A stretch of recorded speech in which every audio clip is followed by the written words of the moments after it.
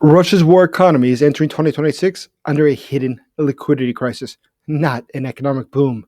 Behind the propaganda about stability, the financial system is carrying sovereign default risk, bank funding stress, and reserve drain. Oil and fuel export revenues are sliding. The budget deficit is widening. The central bank is holding emergency level interest rates just to contain inflation and capital flight. On paper, Russia is still showing that it has positive growth and that it has over 700 billion in reserves. But in reality, much of that capital is frozen by sanctions or already pledged to cover the cost of the war. Companies are drowning in interest payments that already consume about 39% of their profits. Reserves are being sold, taxes are being raised in the middle of stagnation. The bigger the war budget becomes, the more the underlying economy is pushed towards structural insolvency. Russia is dismantling its own economy in order to fund this war. My name is Jason Smart. I'm a special correspondent for the Kiev Post and a national security advisor. Let's take a deep dive into what's really going on inside of Russia, its economy, and why it's gotten so far out of control. But before we go ahead, just quickly help me get the message of truth of what's happening here in Ukraine and what's really happening inside of Russia. All I ask for you is this. Please subscribe to this channel. Like this video, share it with others, and leave your comments below. You could consider becoming a channel member today. So let's dig into this. Russia's headline numbers hide a growing solvency and liquidity problem. Kremlin officials talk about technical stagnation, not crisis, as if this is some sort of a gentle slowdown.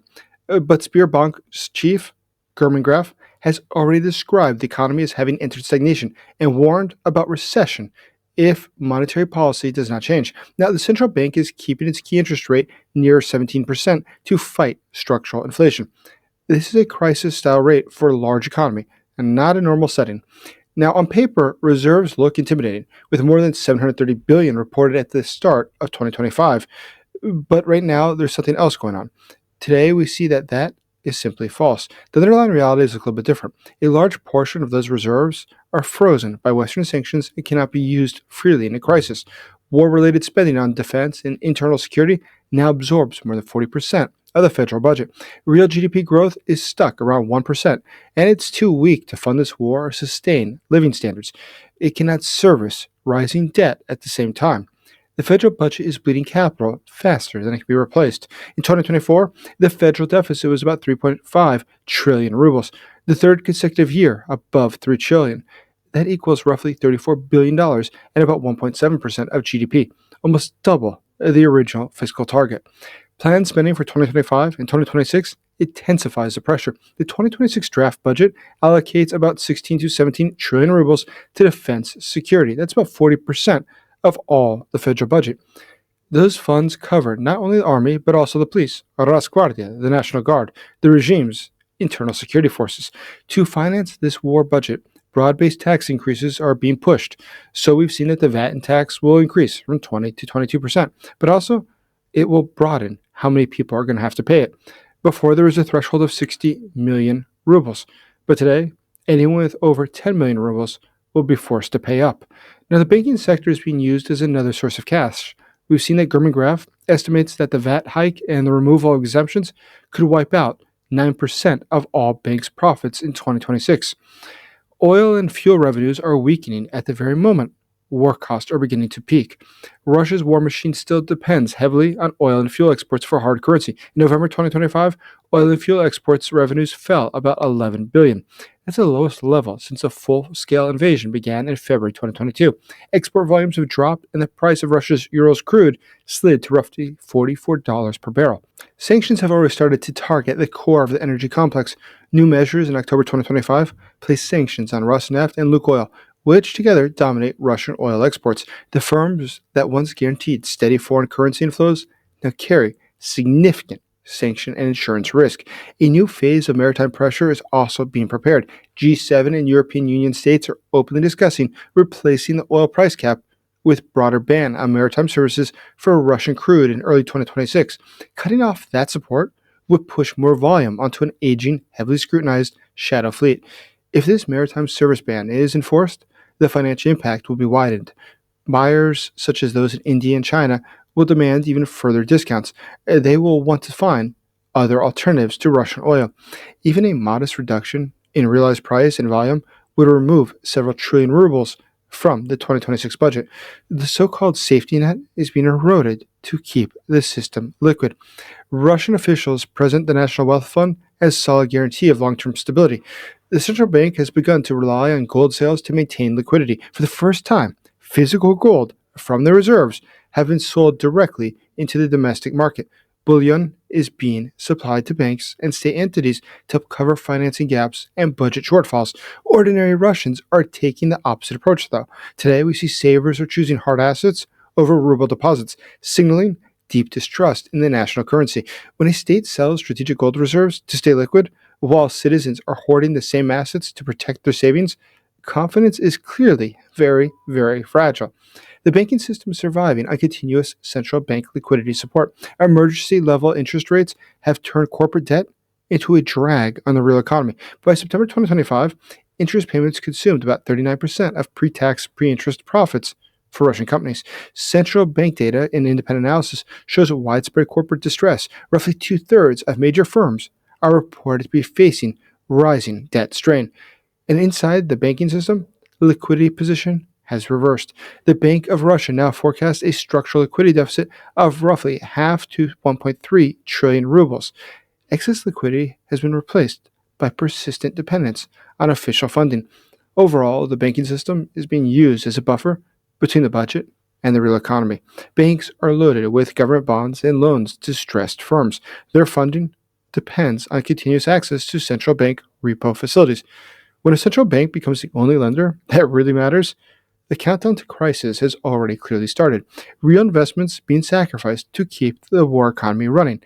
While the state is pumping liquidity into defense and internal security, real capital expenditures are shrinking. Without external capital and technology, productivity slows, modernization stalls.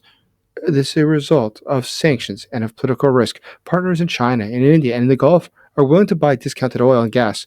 They are far more cautious, though, about committing to long-term capital inside of a sanctioned and unpredictable regime.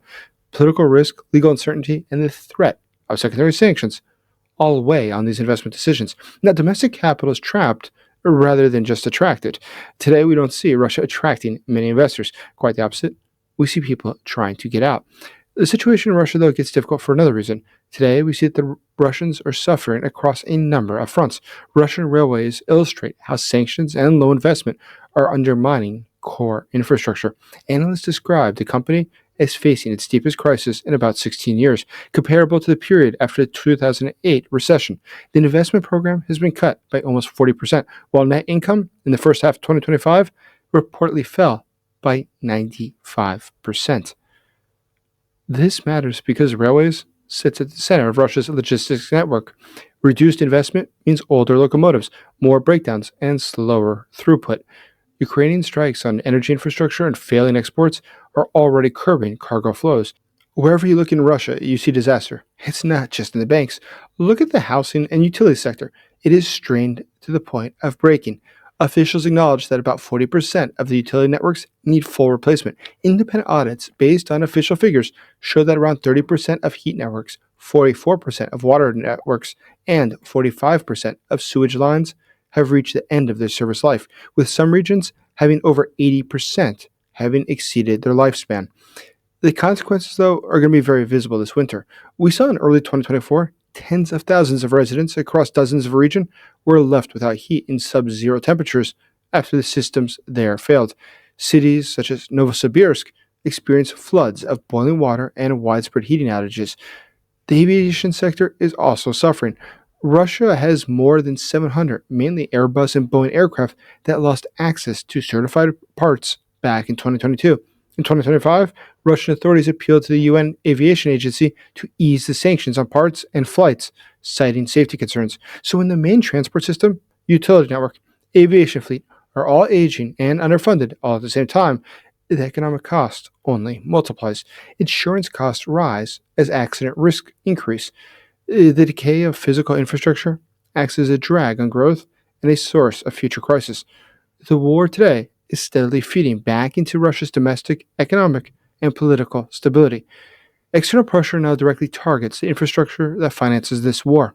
Ukrainian strikes have focused on oil refineries, depots, and export-related infrastructure inside of Russia. The physical assets that generate hard currency are under military and sanction pressure, and it's happening at the same time. Europe is planning for a future in which Russia's gas is no longer essential. The European Union is doing its best to move us of Russian gas, but at the same time, there's something else happening. Within Russia itself, we see increasing signs of instability. We see that within Russia today, there's not really a lot of people who believe in what their government's doing. How do we know that? We know that from what they say and what they do. We see that those who have money, those who have power and influence, they're not keen to have their money tied up in the Russian economy. They realize that something is going very wrong. Today, the financial system is being used as a buffer to absorb the shock of war spending. Banks are loaded with government bonds and loans to stressed firms. Today, it's a Ponzi scheme the government has created. There are more bonds being printed, and there's other people printing money, and they exchange those with each other. But really, it's just numbers on paper. There is no inherent value. The Russian economy is in a very weak position, is in a position that is untenable. And that's why today, when you look at what's happening, a lot of things will make a lot more sense when you think about what their objectives might be. What is it that Putin really wants in the Donetsk region? What is it he really wants in Lugansk? Well, sure enough, that's where Ukraine has had, historically, things like mining and precious earth. Vladimir Putin understands there is value to that land. And so if that means he'll lose thousands more soldiers' lives to turn higher profits, he's willing to do that. It's no problem for him. Russia today is run by a criminal organization, and we should understand as such. It should not be thought of as a normal government, because it is not. Normal governments at least operate in the interest of the state, if not the people. But in this case, they don't seem to care. They care about what is good for them today. And that's why they do things like this Ponzi scheme with the bonds. It is something that will eventually go pop. But they continue. They continue because they do not care the future of Russia or the future of its people. They care about making as much profit today as possible. And so they will continue this war as long as necessary and do whatever is necessary to provoke more war because it's something that brings them profit.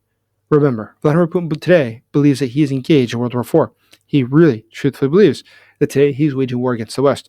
And today, if it's necessary for them to have their last stand to steal as much money before it's over as possible, he's happy to do that. And that is what he's doing. And that is why today we must understand that the government of Moscow, the Kremlin, is not just a foreign government. It is an international network, a mafia of organized crime. And that's why we must stomp it out now and support Ukraine to defeat this criminal entity. Thank you for watching. Please like this video, subscribe to this channel, and consider becoming a channel member today. And please do see the question of the day below, pinned in the first comment. Right below it, you will see how you too can help the Ukrainian soldiers get life-saving drones and other equipment this Christmas season. As always, thank you for supporting Ukraine.